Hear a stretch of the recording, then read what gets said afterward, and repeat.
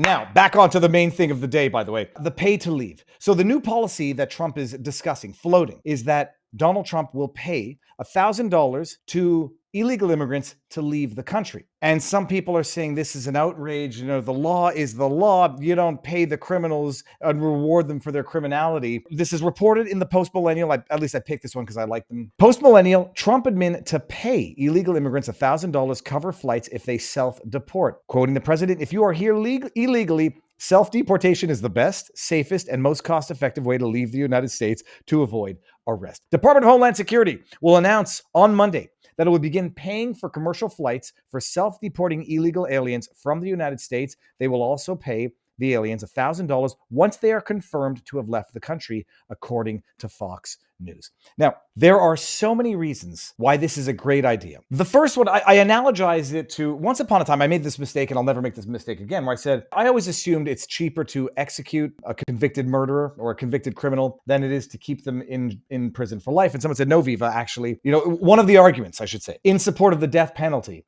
is that it would be intuitively cheaper, you think, to kill somebody, to execute them, than to house them in a prison for the rest of their lives, which could be, I don't know, depending on the age, 20 to 60 years. And others said, actually, Viva, it's not. It's cheaper to incarcerate someone for the rest of their lives. There's an annual cap to that. But when you put someone on death row, the costs of litigating, all things included, it's actually cheaper not to execute. So if you want to support the death penalty, that's not your best argument. The argument here is going to be, it's going to be cheaper to do it this way than the other way. And then the question is, I don't think people know just how cheap. And I'm not sure that this article mentions a factor also to consider: illegal aliens, or even legal aliens, but illegal aliens in this context, who earn money and then send money to families in countries of origin. That has an immense cost for the economy. I don't know if they're going to mention here, but let's just talk about this. DHS says that it will save taxpayers 70%, as it currently costs DHS on average $17,000 to arrest, detain, and deport someone from the US, while paying for self-removal flights, and the stipend is projected to cost just $4,500, will be safe for ICE and preserve their resources, per Fox News' Bill Malugan. Not just that, safer. They won't tangentially catch other people who they may not, even if you're illegal, you might not want to be responsible for other illegals getting deported, to the extent that they offer you the possibility of coming back legally. If you self-deport, you then preserve your own rights if you do in fact want to come back at a later date following the rules, which are lengthy and costly. And I can tell you this from experience. So the Fox News tweet: in order to receive the compensation, the illegal immigrants must register on the CBP, Custom Border Patrol Home app, and file a notice to leave the US. In a statement to Fox, DHS Secretary Kristi Noem said, if you are here illegally, self-deportation is the best, safest, most cost-effective yet. DHS is now offering illegal aliens financial travel assistance and a stipend to return to their home country through the Custom Border Patrol Home app. This is the safest option for our law enforcement, aliens, and is a 70% savings for U.S. taxpayer. Download the app today and self-deport. Noem has made repeated warnings to illegal immigrants within the United States, even going so far as to tour the CICOT, El Salvador's terrorism confinement center. President Trump and I have a clear message to criminal illegal aliens: leave now. If you do not leave, we will hunt you down, arrest you, and you could end up in this El Salvadorian prison. According to DHS, quote, Trump administration has arrested over 158,000 illegal aliens in 2025 alone, including more than 600 members of the Tren de Aragua, the Train of Aragua, gang member designated now terrorist organization. Under President Trump, U.S. Immigration and Customs Enforcement, ICE, is targeting the worst of the worst. 75% of their arrests are criminal illegal aliens with convictions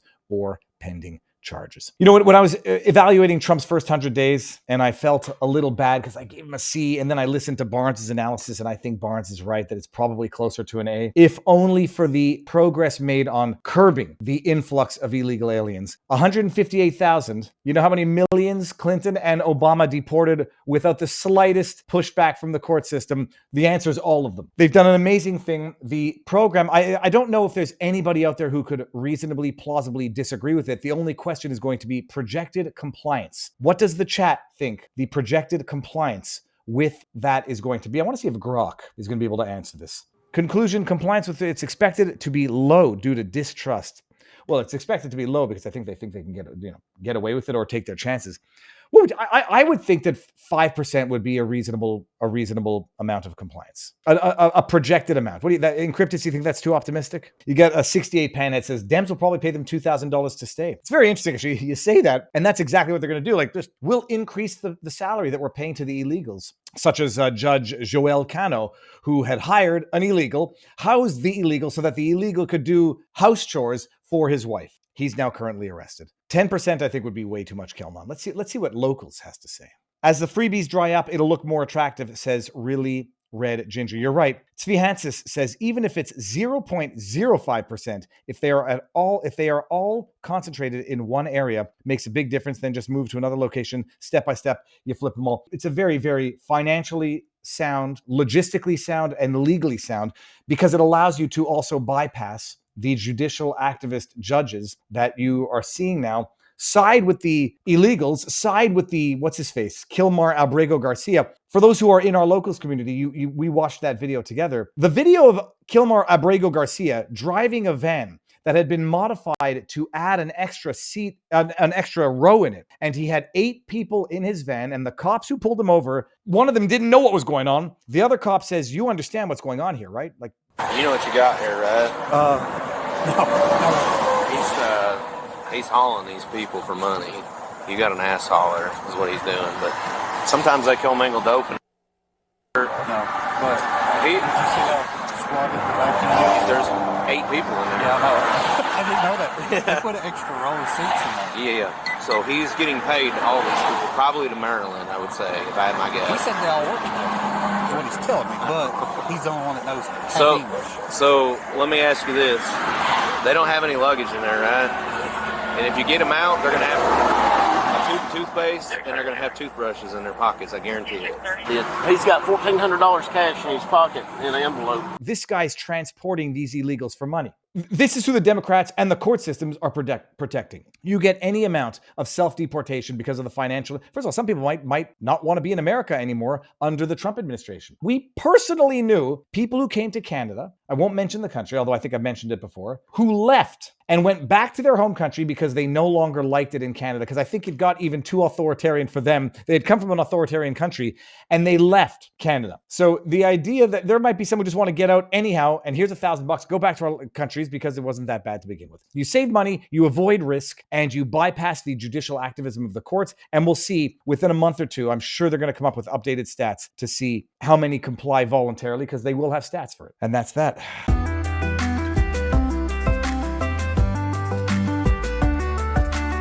So in the video, you can see one of the cops making a phone call. The body cam audio cuts out for 10 minutes. Sources told us that on that call was Joe Biden's FBI, which advised police not to detain Kilmar at the time. That source also tells us Highway Patrol called Biden's ICE, and they never showed up.